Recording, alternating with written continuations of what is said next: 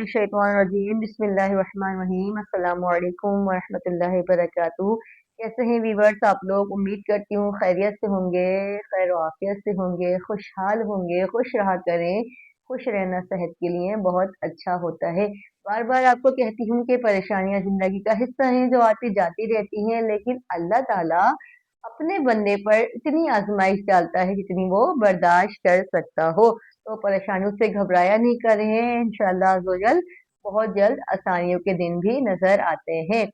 कुरान पाक को बेहतर अंदाज में पढ़िए। ये वीडियो बनाने का मकसद हमारा यही है, अनमोल कुरान बनाने का, कि आपको बेहतर अंदाज में कुरान पाक की तालीम दें। आप अच्छे से अच्छा मखरज याद करें, बेहतर अंदाज में कुरान पाक पढ़ें, अच्छी तिलावत करें, ताकि आपकी नमाज भी बेहतर हो। नमाज में भी हम तिलावत कुरान पाक करते हैं, लेकिन मखरज की वजह से हमारे बहुत से अल्फाज गलत हो जाते हैं।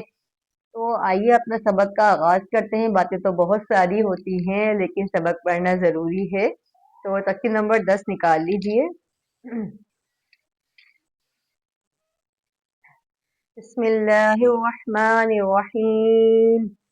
बा या जबर बई, नून जबरना, बैना, नून अलिफ जबरना, बैनना, जा अलिफ जबर जा, हाजिर ही, जाही, दाल या जर्दी, जाहिदी, नून जबरना, जाहिदीना, रा अलिफ जबर रा, काफ जेर की, रा की, ऐन वाव पेश रू, राकिऊ, नून जबरना, राकिऊना, ऐन या जेई, सीन खड़ा जबर सा, ईसा, मीम वाव पेश मू, सीन खड़ा जबर सा, मूसा, صاد पेश सु, दाल वाव पेश दू, सुदू, वादो जेर